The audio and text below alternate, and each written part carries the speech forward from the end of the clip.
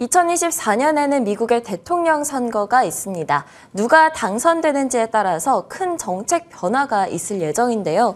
에너지 분야 그리고 바이오 분야에서 어떤 변화가 있을지 이야기 나눠보도록 하겠습니다. 케미칼 에너지 투자자문의 차웅선 대표 그리고 강혜경 제약시장 고문님 모셨습니다. 안녕하세요. 네, 안녕하십니까. 네, 먼저 차웅선 대표님께 질문 드리도록 하겠습니다. 내년도 미국 대통령 선거 즈음에 에너지 업계에서 어떠한 변화가 있을지가 궁금합니다. 좀 이번에는 좀 특이한데요. 네. 제가 볼 때는 미국 대통령 선거가 딱 1년이 남았습니다. 1년이 남았는데 이게 지금 현재 뭐 선거에서 나오는 여러 가지 뭐 판세라든지 이런 걸 보면은 그러니까 트럼프 공화당의 트럼프 전 대통령의 당선 확률도 지금 현재 다소 높은 걸로 나오고 있습니다. 자, 그래서 요약해서 말씀을 드리면은 1년 동안은 바이든 대통령의 시대에 우리가 살고 있는데 플러스 제가 볼 때는 트럼프 전 대통령의 시대에 같이 함께 살고 있다. 저는 이렇게 보이지거든요. 그래서 네. 두 가지를 혼용해야 된다 이렇게 봐요. 그러면 어떻게 되겠냐면은 근데 지금 현재 주가는 보면은 여러분들 그런 말 많이 들으셨을 거예요. 이렇게 전기차가 지금 현재 좀 약간 슬로우해졌다, 약간 약해졌다 이렇게 말씀을 듣고 있잖아요. 그래서 이미 벌써 지금 보면은 트럼프 전 대통령의 지금 현재 약간의 그런 선거 전략이라든지 이런 게 지금 현재 에너지 시장에 녹아 들어가고 있지 않느냐 이렇게 보여져요. 그림을 좀 잠깐 보시면 재미있는 그림인데 국제 유가에 대한 생각이 중요해요. 뭐냐면은 바이든 대통령께서나 트럼프 전 대통령께서나 두 분 다 뭐냐면은 유가가 $100를 넘어가는 것에 대해서는 굉장히 싫어하는 특성이 있어요. 왜? 물가를 건드리기 때문에.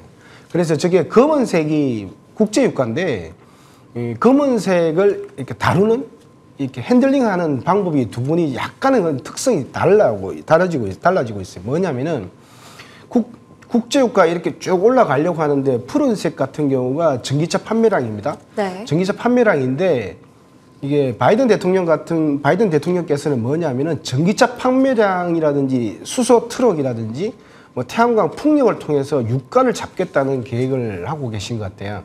그래서 유가를 많이 떨어뜨리지는 않아요. 왜냐합니까? 미국도 4천조 원 되는 사업이기 때문에 유가가 그렇게 떨어지는 걸 원하지는 않아요. 그렇지만은 $100 이상 올라가는 것도 원하지 않는 게 바이든 대통령의 전략이다 이렇게 보시면 될 것 같아요.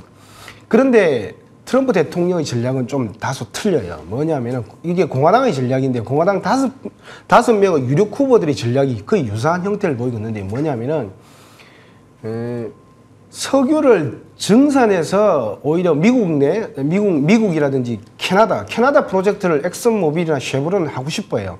뭐 키스톤 프로젝트도 그렇고. 그래서 석유를 증산시켜주면은 오히려 국제유가가 잡힐 텐데 횡보를 할 텐데 왜 그거를 열어주지 않느냐는 거예요. 공화당 쪽에서. 그래서 제가 볼 때는 이 공화당의 전략이 지금 이제 또 유가에 녹아 들어갈 것 같아요. 그래서 석유나 가스가 증산될 수 있다. 그래서 오히려 공급이 조금 더 많아지면서 공급 과잉으로 가면서 유가가 잡히고 두 번째는 트럼프 전 대통령의 전략도 이 그림을 보시면은 트럼프 대통령께서는 2020년까지 대통령이셨어요. 그런데 전기차 판매량이 좀 미미한 수준이었습니다. 네. 미미하다가 지금 폭발적으로 올라간 게 바이든 대통령 때 올라갔잖아요. 그렇기 때문에 자 요약해서 말씀드리면은 트럼프 전 대통령 공화당 안에서도 이 전기차라든지 수소라든지 태양광 풍력이 이미 임계점을 넘었다. 돌릴 수가 없다고 생각할 것 같아요. 그래서 제가 볼 때 요약해서 말씀드리면 트럼프 공화당 쪽에서도 보면은 유가는 석유는 증산하지만 전기차를 되돌릴 수가 없기 때문에 이 두 가지를 병존해야 된다 이렇게 생각하는 것 같고 민주당 쪽에서는 바이든 대통령 민주당 쪽에서는 석유의 증산보다는 오히려 전기차라든지 신재생 에너지를 키움으로써 유가를 안정화시킬 수 있다. 이런 그림을 갖고 있는 것 같아요. 그래서 이게 두 개가 부딪히면서 그다음에 트럼프 전략이 같이 나올 것 같고 다음번 그림이 재미있습니다. 그래서 뭐 요약해서 말씀드리면은 물가예요. 두 분 다. 공통적으로. 왜 유가를 잡으려고 그러냐면 유가가 횡보하게끔 지금 현재 한 $76 선인데 횡보하게끔 하려고 하냐면 유가에 따라서 물가가 올라가더라는 거죠. 중국의 그런 공급망 복귀예요. 여태까지 공급망이 제대로 코로나 때문에 못 들어오면 중국의 중저가 못 들어오면서 물가가 많이 올랐는데 유가라든지 중국이 들어오게 하면서 물가를 잡겠다는 게 두 번의 전략이다. 그래서 제가 볼 때는 요약해서 말씀드리면은 바이든 트럼프 시대에 1년간 들어가게 되는데 그래서 보면은 물가는 더 떨어지고 기준금리는 제가 볼 때 제법 많이 떨어질 것 같아요. 그래서 제가 볼 때는 미국도 상승하고 아시아 같은 경우는 많이 상승할 수 있는 그런 계기가 되지 않겠냐 이렇게 보고 있습니다. 네, 일단 누가 당선이 되더라도 신재생 에너지 쪽은 속도차는 있겠지만 성장이 가속화될 것이다라는 점이 확인이 되고 있는데요. 내년도 미국 대선에서 일어날 수 있는 이 환경 변화는 알아봤는데 그럼 투자 전략은 어떻게 해야 될까요? 제가 생각하는 그림은 네. 제가 볼 때는 물가는 더 떨어지고 중국이 그러니까 반도체 배터리 바이오를 제외하고는 미국도 중국이 중저가를 생산해 주는 게 좋을 거라고 생각할 것 같아요. 그래서 제가 볼 때는 중국이 이제 생산이 들어오면서 한국은 원자재를 공급해 주지 않습니까? 그래서 제가 볼 때는 공급망이 회복이 될 것 같아요. 그러면은 물가가 지금 3.23%인데 더 떨어질 것 같아요. 제가 볼 때는 한 2.5% 정도로 떨어지면서 지금 이제 기준금리가 5.5%잖아요. 5.5%를 유지할 필요는 없을 것 같아요. 그리고 기준금리도 제법 많이 떨어질 것 같아요. 이제 떨어지고.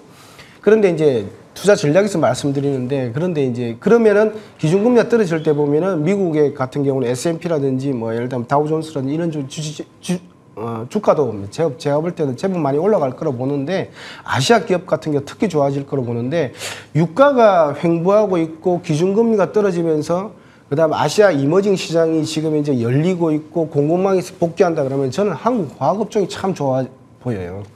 보면은 한국 과학업종이 보면은 대표적인 케이스 때문에 제가 뭐 그때 롯데케미칼 가지고 샘플을 갖고 많이 설명하는데 기존 사업은 이머징 요 그림이 참 중요해요. 이게 보면은 아시아 화학의 그 지금 현재의 주소를 정확하게 나타내고 있는 그림이라 보여지는데 보면은 기존 사업은 늘리겠다는 거예요. 지금 뭐 예를 들면 매출액이 22조 원인데 시가총액이 6.5조밖에 안 된다는 거잖아요. 웨스트레이크 기준으로 하면 22조에 22조를 이가서 있어야 된다는 거잖아요. 그런데 이제 기존 사업을 더 늘리겠다. 왜냐면 이머징이 더 소비가 늘어나니까. 그리고 공급망에서 복귀하면서 원자재를 중국으로 주고 중국이 미국이나 유럽으로 수출하니까. 그 다음에 중요한 게 위에 그림이에요. 녹색부터 스페셜티 기업인데 화학업종은 우리나라 화학업종, 한국 화학업종 같은 경우는 반도체 배터리 바이오에 웬만하면 다 걸려 있어요. 특히 배터리 분야에서는 화학이 많이 걸려 있단 말입니다. 그래서 배터리, 수소, 태양광, 풍력 쪽에 걸려 있기 때문에 그린 산업들이 제가 볼 때는 활발하게 이루어질 것 같아요. 그래서 미국이나 유럽 같은 경우는 우리 중국보다는 한국을 배터리 쪽에서 배터리 쪽 체인이라든지 전기차, 수소, 태양광 쪽에서 키우겠다. 그리고 스스로 기존 사업에서 고부가 쪽인 중국이 못 따라오는 스페셜티로 키우겠다는 그 전략이기 때문에 제가 볼 때 지금은 금융위에서도 말했지만 불법 공매도에서 주가가 저렇게 보면 많이 눌려져 있는 형태잖아요. 그죠? 그래서 제가 볼 때는 저런 기회가 왔다고 봐요. 한국 과학업종한테는. 보면은 불법 공매도가 사라지고 두 번째는 22조 매출액이 그대로 다 받을 수도 있고 두 번째는 성장 산업이 부각될 수 있기 때문에 제가 볼 때는 지금 현재 단계에서는 이런 화학업종에 대해서 많이 눌려져 있던 기업들에 대해서 이런 기업들에 대해서는 제가 볼 때는 좀 관심 있게 볼 필요가 있다 이렇게 보고 있습니다. 네, 실적이 개선이 되고 있고 또 성장 사업이 부각이 되고 있는 점 때문에 한국 화학기업에 집중해보자 말씀해 주셨습니다. 그렇다면 강혜경 고문님께 질문 드리도록 할게요. 내년 대선 결과에 따라서 바이오 분야에서는 어떤 변화가 있을까요? 네, 미국 대선을 놓고 우리가 이제 결론부터 좀 먼저 말씀을 드리면 공화당과 민주당 그래서 네. 어떤 이제 뭐 바이든 대통령이든 아니면은 트럼프 전 대통령이든 이렇게 해서 공통적으로 나올 수 있는 이슈 얘기가 있고요. 그 다음에 각 후보 간에 따라서 이제 다르게 나올 수 있는 이제 우리가 그 투자 전략을 찾아볼 수 있는 게 있습니다. 그래서 간단히 먼저 보자면 공통적으로 나온다라고 하는 거는 매번 미국 대선에서 나오는 거는 의료비 때문에 약가 인하에 대한 이슈는 계속 공통적으로 나올 겁니다. 그래서 두 후보 아니면 두 정당이 다 모두 익히 이제 약가 인하에 대한 게 나올 거고요. 다른 점이다라고 한다라면은 첫 번째 바이든 대통령이다 하면은 IRA에 따른 약가 인하에 대한 게 나올 겁니다. 그래서 거기에 따른 수혜주를 좀 생각해 볼 수가 있고요.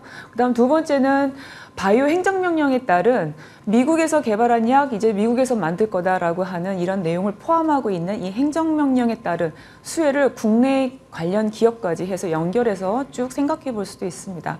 그리고 이제 두 번째 트럼프 대통령이다라고 한다라면 이 트럼프 전 대통령이 만약에 이제 한다라면 우리가 생각할 수 있는 게 이 코로나입니다. 이 코로나가 이제 발병되던 시기에 트럼프 대통령이 그 기간이 있었죠. 그때 이제 신약에 대한 코로나 백신과 치료제에 대한 개발에 대한 걸 독려했던 분이 이제 트럼프 전 대통령입니다. 그래서 이 항바이러스 치료제에 대한 거를 관심을 둘 수가 있고요. 양 이제 후보 간에 따라서 양 정당에 따라서 우리는 바이오에 대한 투자 전략을 이렇게 가져갈 수 있는데요. 하나씩 보게 되면은 먼저 바이든 대통령 먼저 보게 되면은 IRA는 지금 먼저 미국에서 빅파마들 주로 10개 의약품이 약가 인하에 대한 협상이 이제 리스트가 나왔습니다. 주로 항응고제, 그다음에 당뇨 치료제에 관련해서 이런 10개의 리스트가 있고요. 이건 계속 추가될 겁니다. 그래서 약가 인하에 대한 게 있고요. 그렇게 되면 국내까지도 연결해 본다 그러면 바이오 시밀러 이런 기업들, 관련 기업들 생각해 볼 수가 있습니다. 셀트리온이나 삼성 바이오 에피스, 동아 ST 이런 바이오 시밀러를 이제 주력하고 있는 그런 기업들을 우리는 좀 생각해 볼 수가 있습니다. 거기에 바이오 행정명령이 있죠. 여기는 제조를 미국에서 좋은 약 개발했고 그동안은 중국과 이제 다른 나라에서 많이 제조를 했는데 제조에 대한 기술을 다른 나라가 가져가는 거를 이제는 좀 미국이 허용을 안 하려고 하죠. 그래서 미국 내에서 생산을 원하고 있기 때문에 또 국내 기업 중에서 미국에 진출한 기업들이 많이 있습니다. 예를 들면 LG화학은 미국의 항암제 기업 아베오를 인수를 했고요. 그다음에 롯데바이오로직스는 BMS의 미국 공장을 인수해서 지금 생산을 하고 있습니다. 그러면은 만약에 바이든 대통령이 이제 다시 재선을 한다라고 해서 승리를 한다 그러면은 이러한 기업들을 우리는 좀 주목할 필요가 있고요. 그다음에 두 번째 트럼프 대통령이 만약에 이제 미국 대통령이 재선에 이제 성공한다 그러면은 항바이러스 앞서 말씀을 드렸는데요. 트럼프 대통령 당신이 이 코로나에 감염되기도 했었지만 이 코로나 치료제와 관련해서 사실 백신과 치료제가 조금 더 빨리 나왔었다면 사실 트럼프 대통령이 당선이 다시 또 될 수도 있었다라고 저는 개인적으로 봅니다. 그런데 이 시기가 좀 발표가 늦어졌었고요. 이 하루 이틀 차이가 또 이런 이제 명암을 갈렸다 이렇게 생각도 하는데요. 여기에 있어서 지금 이제 우리가 그 코로나에 있어서는 만약에 이제 바이러스 치료제로 유명한 기업이다라고 하면 길리어드를 생각을 할 수가 있습니다. HIV, HCV, 그다음에 항암제까지 확장하고 있는데요. 이런 바이러스 전문 기업도 생각해 볼 수가 있고요. 그다음에 모더나 같이 코로나 그 백신 백신을 개발을 해서 주가를 보게 되면 시가총액이 5조 원에서 150조 원 까지 갔기 때문에 약 30배 정도 수익이 났습니다. 그러니까 이러한 기업이 또 시기가 오게 되면은 또 수익을 낼 수 있기 때문에 먼저 좀 이런 항바이러스 치료제를 갖고 있는 기업들을 좀 주목하는 것도 좋겠다 이렇게 봅니다. 그래서 이 코로나가 만약에 우리가 이제 감염병의 주기를 보게 되면요. 굉장히 지금 짧아지고 있습니다. 네. 그래서 만약에 다음에 이제 지금 이제 좀 트럼프 대통령이 좀 우세할 수 있다 이런 얘기들이 좀 많이 나오고 있기 때문에 만약에 트럼프 전 대통령이 재선을 해서 성공한다라고 하게 되면은 감염병이 다시 발병할 수 있다 이렇게 시장에서는 보고 있습니다. 그렇기 때문에 이 주기도 짧아지고 있기 때문에 이 항바이러스제 치료제를 말씀을 드리고 있는 거고요. 현재 미국에서 그 코로나 경구용 치료제에 대한 처방 추이를 보게 되면은 매출액으로 보면 작년에 비해서 올해 백신과 치료제는 50% 이상 이 매출액이 감소를 했지만 지금 앞에서 보시는 것처럼 8월과 9월의 처방 추이입니다.